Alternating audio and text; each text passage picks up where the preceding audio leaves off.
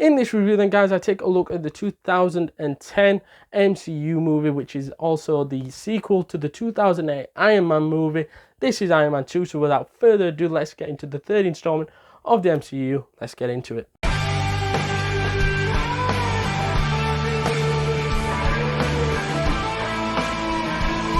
So I thought then that this Iron Man sequel of the 2008 Iron Man was good. I think it was solid.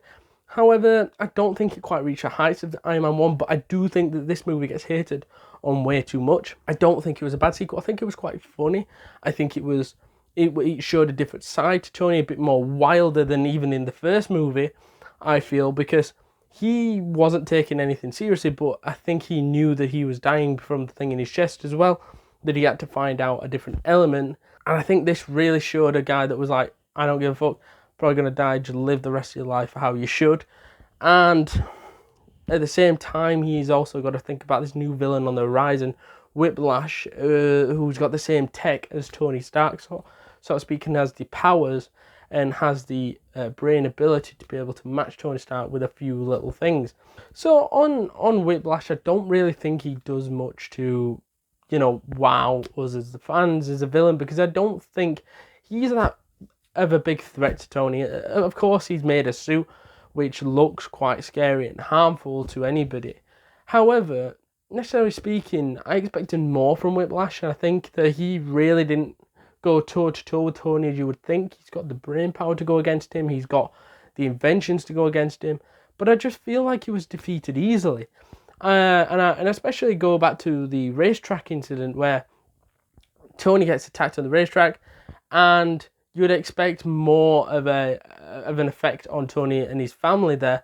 I know that this is only the second installment and the third installment into the MCU, and you don't want to kill Tony or any of his family off, but I think that there was no drama. Nobody was hospitalized. Nobody was in serious, effect.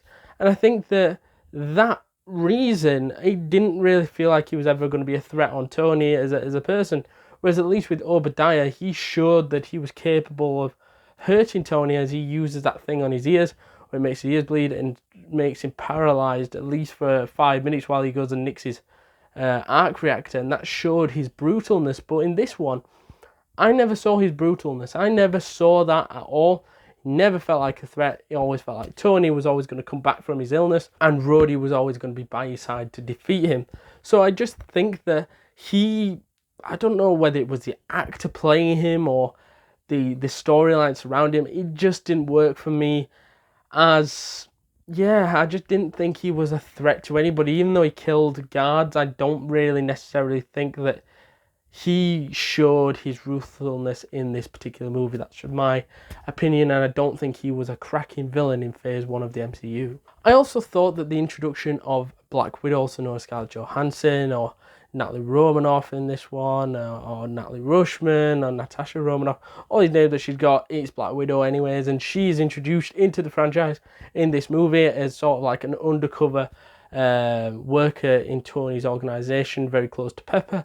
And I think that she did a good job at presenting what skills she's capable of and showing that she's going to be a big part playing the MCU in the future. And I think that this really helps build up an element of what her character's like, gives us a few of her abilities and skills before we obviously see her in the Avengers movie and later down the line in the MCU. And I think it was a great taster to see what her character is going to become later down the line. Moving on, I also want to go on to the best fight scene, in my opinion, was between War Machine and between Iron Man, also known as Rhodey. And I thought that was quite cool, as this was in the midst of Tony's party, and he wasn't really happy about him showing off his suits as such, as they're not toys and things like that.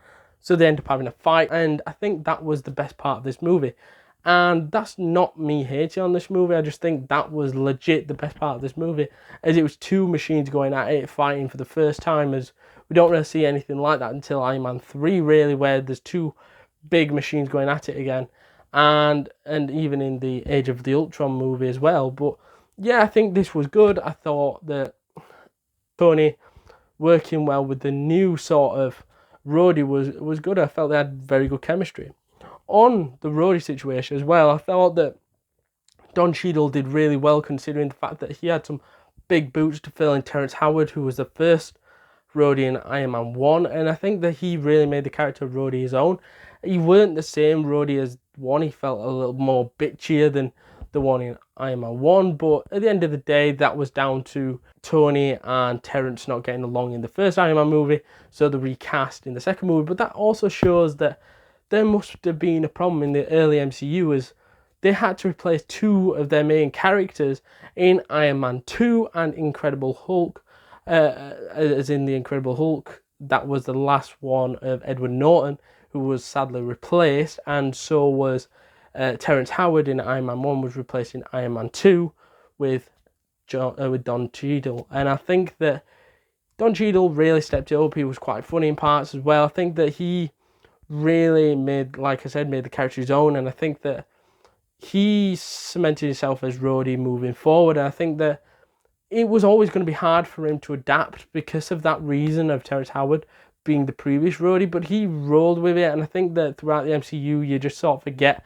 that Terrence was ever Rhodey. And finally, I thought that the actors and actresses were really, really good in this movie, and I think that it had an array of different casting, though that there was casting changes from previous MCU movies. I think this worked out a treat, as we saw the likes of Robert Downey Jr., Don Cheadle, Samuel L. Jackson. We also saw Scarlett Johansson, Mickey Rourke. We saw Slattery, Jon Favreau, and also Stan Lee. And I think the casting choices were fantastic in the end. Even though they had to replace Rhodey, I think it worked out as a whole. I felt that the stars like Robert Downey Jr. were the standout, and so was Scarlett Johansson. I think they really showed their capabilities. Robert Downey Jr. grew his character, and I think that we see Tony going in a different direction of sorts, maybe linking up with the Avengers in the Avengers movie, which obviously it does, but this is sort of setting the pathway up to go into the Avengers. I also think that Scarlett Johansson provided a lot of glimpses into her character moving forward. I think that was really unique and something where we can take away from this small little role in Iron Man 2 to something where she is now one of the biggest names in the MCU in Black Widow, and I think that that is thanks to her, and I think that her character evolves along the way in other different movies, and this is just the start. To summarise though, I feel that this movie was a 7.9 out of 10, as this to me signifies just a solid MCU movie and a decent chance to progress the character of Tony and bring in new characters into the MCU. So let me know your thoughts down in the comments down below, what you thought on this particular movie. Also, if you haven't already, hit that like button, hit that subscribe, and hit that notification bell to be alerted to all the new content this channel creates. And I shall see you guys in the next one. Later.